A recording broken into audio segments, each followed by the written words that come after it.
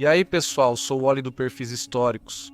E hoje vou levar vocês para a França do século XIV, onde aconteceria o último julgamento por combate. O julgamento por combate era um método antigo do direito germânico para resolver acusações na ausência de testemunhas. Isso resultava em um duelo entre dois guerreiros, e o vencedor era proclamado como estando com a razão. Durante a vida do guerreiro Sir Jean de Carouge, ele viveria muitas guerras e campanhas, sendo veterano de muitas batalhas, pois ele viveu durante a época da Guerra dos 100 Anos. E é preciso dizer que foi uma época de traição, conflito e sede de sangue. Ele seria imortalizado por seus feitos em vida, mas principalmente pelo último julgamento por combate a ocorrer oficialmente na França. As circunstâncias que levaram a esse duelo ficaram marcadas na lenda. Esta é a história de dois grandes amigos e de como o ciúme, a luxúria e o orgulho resultariam em morte.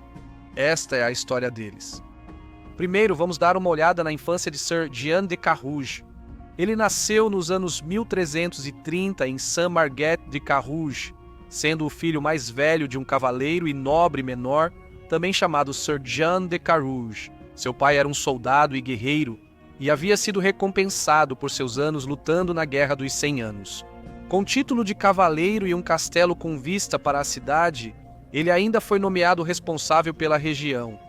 Então, enquanto crescia, o jovem Jean admirava muito seu pai, um homem que tinha muitas histórias para contar e que havia conquistado muito.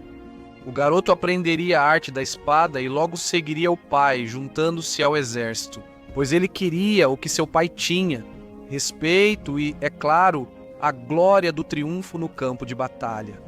No início da década de 1370, Jean se casaria com Jeanne de Dilly, filha do senhor de Chambois. Após o casamento, o casal teria um filho juntos, e Jean nomeou seu melhor amigo, o escudeiro Jacques Legris, como padrinho. O par de amigos logo seria chamado à corte de Pierre d'Alençon, mas o relacionamento azedaria rapidamente, pois Legris se tornaria o favorito do conde Pierre e ganharia um castelo e uma grande propriedade por seus serviços. Jean sentiria ciúmes do amigo, tornando-se rivais na corte. Porém, uma tragédia abalou Jean. Sua esposa e filho morreram de causas naturais desconhecidas. Louco de tristeza, ele deixou sua casa, entrou para o serviço de outro senhor e partiu em uma campanha para lutar contra os ingleses. Ele se destacaria em batalha durante uma campanha de 5 meses, na qual metade de seus companheiros foi morta. Depois de presenciar muita morte, ele voltaria para casa em 1380, onde então se casou. Marguerite de Thibauville. Marguerite era descrita como jovem, bonita, boa, sensata e modesta, e a esposa que qualquer homem teria a sorte de ter. No entanto, seu pai, Roberto de Thibauville, um senhor normando, havia se rebelado contra o rei da França 2 vezes e teve sorte de ser autorizado a viver. Por isso, o nome da família estava manchado. Em 1384, Jean foi a uma festa para comemorar o nascimento do filho de seu vizinho. Legris estava na festa e os dois homens concordaram em acabar com o ressentimento que sentiam um pelo outro. Os dois voltariam a se abraçar como amigos na festa. Jean apresentaria sua nova esposa a Legris. Alguns meses após a reconciliação dos dois amigos, Jean decidiu ir para a batalha mais uma vez. Sua tropa se uniria ao exército escocês para atacar o norte da Inglaterra e distrair as forças inglesas dos movimentos franceses. Jean e seus homens chegariam à Escócia com seu comandante e os dois exércitos se uniriam, marchando para o sul e queimando muitas fazendas, castelos e cidades até o chão. O rei Ricardo II da Inglaterra liderou seu exército e encontrou as forças francesa e escocesa, oferecendo batalha. Os franceses concordaram em lutar, mas os escoceses recuaram, o que fez com que todo o exército fugisse. Ao chegarem a Edimburgo, os escoceses foram ao norte e deixaram os franceses sozinhos na cidade, percebendo estarem em menor número. O exército então foi para o sul, contornando as forças inglesas, e seguiu para Northumberland, continuando a saquear e pilhar.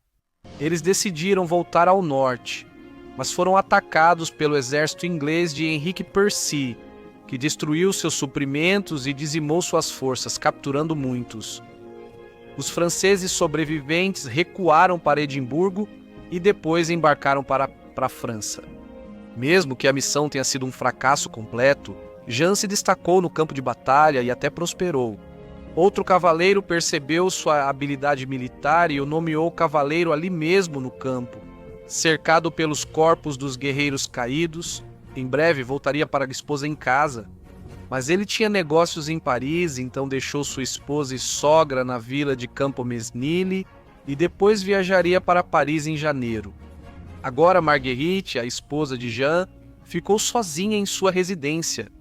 Sua mãe tinha assuntos legais para resolver e levou a maioria, se não todos, dos seus criados, deixando sua filha vulnerável. Um homem logo bateria à porta do château, que Marguerite abriu sozinha, já que não havia mais ninguém por perto. Adam Louvel anunciou que Jacques Legris aguardava do lado de fora da porta e queria vê-la. Ela recusou, mas Adam disse: "Ele te ama e fará qualquer coisa por você." Nesse momento, Legris forçou a entrada no castelo. Ele então violentamente abusou sexualmente de Marguerite e disse que, se ela contasse para alguém, ele a mataria. Quando seu marido, Jean, retornou alguns dias depois, Marguerite contou tudo a ele. Ele reuniu todos os seus amigos e familiares, e Marguerite repetiu o que havia contado a Jean. Ele iniciaria um processo legal imediatamente, mas o juiz nesse caso era o conde Pierre, que havia favorecido Legris no julgamento. Pierre absolveu Legris de todas as acusações e acusou Marguerite de inventar ou até mesmo sonhar com o ataque. Indignado, Jean não descansaria até que a justiça fosse feita. Ele foi a Paris para apelar diretamente ao rei. Ele sabia que, como Marguerite era a única testemunha do próprio ataque, isso seria visto como uma fraqueza no tribunal. Mas ele precisava de vingança e precisava restaurar a honra de sua esposa. Então Jean elaborou um plano. Jean logo seria apresentado ao rei da França e pediu a ele, em vez de prosseguir com um julgamento criminal, que permitisse desafiar Legris para um julgamento por combate. Uma luta até a morte em que o sobrevivente seria considerado por Deus como estando certo na questão. Porém, em 1386, os julgamentos por combate já não ocorriam e sua permissão era muito duvidosa. Legris e Jean logo apareceriam no tribunal e ambos jogaram uma luva, um sinal de que pretendiam lutar. Os procedimentos legais ainda aconteciam, pois o parlamento analisava as evidências de ambos os lados e levava em consideração ambos os testemunhos. Legris disse que Jean foi levado à loucura pelo ciúme e faria qualquer coisa para arruiná-lo. Eventualmente, o parlamento deu seu veredito, pois não conseguiu determinar quem era o culpado. Os dois homens lutariam até a morte. No dia 29 de dezembro de 1386, milhares de pessoas se reuniriam para assistir ao julgamento por combate, pois a notícia já havia se espalhado pelo país. Vestida de preto estava Marguerite. Se seu marido morresse na batalha, Marguerite seria queimada logo após o duelo, pois seria considerada culpada de perjúrio. Ambos os homens iriam para o campo, montados em cavalos e vestidos com armaduras completas de placas. Ambos estavam armados com uma lança, uma espada longa e um machado de batalha. Isso era chamado de Santíssima Trindade. Legris foi nomeado cavaleiro pouco antes da luta, para que ambos os homens fossem iguais. Eles então fariam juramentos a Deus, à Virgem Maria e a São Jorge, entregando assim o julgamento do judeu a Deus. Depois disso, Jean foi até sua esposa e a beijou, prometendo voltar para ela. O rei ordenou que qualquer pessoa que interferisse seria executada, e qualquer um que interrompesse verbalmente o duelo teria sua mão decepada. Os dois cavaleiros agora se prepararam para a batalha, prepararam seus cavalos e investiram um contra o outro. Suas lanças acertaram, mas não causaram dano significativo. Eles investiram novamente, desta vez atingindo os elmos um do outro, agora tontos e com os ouvidos unindo. Investiram de novo, mas as lanças se partiram nos escudos um do outro. Era uma disputa equilibrada, com ambos os guerreiros igualmente habilidosos. Ambos jogaram suas lanças no chão, sacaram seus machados de batalha e mais uma vez investiram pela quarta vez. Eles se chocaram e começaram a se golpear e cortar. Até que Legris, que diziam ser o homem muito mais forte, conseguiu decapitar o cavalo de Jean com um único golpe. Jean rapidamente pulou do seu cavalo em queda e rapidamente balançou seu machado contra o cavalo de Legris, estripando-o. Ambos os guerreiros agora estavam a pé e sacaram suas espadas longas, engajando-se em um duelo tradicional, com suas espadas se chocando. Mas depois de vários minutos, Legris ganhou vantagem e se tornou o agressor na luta. Jean escorregou e Legris aproveitou essa oportunidade para cravar sua espada na coxa direita de Jean. Toda a multidão ficou boquiaberta, achando que era o fim para Jean. Mas contra todas as probabilidades, ele rapidamente agarrou o capacete de Legris com as duas mãos e o jogou no chão. Em seguida, ele começou a golpear seu oponente com facadas, mas os golpes apenas amassaram sua grossa armadura de placas.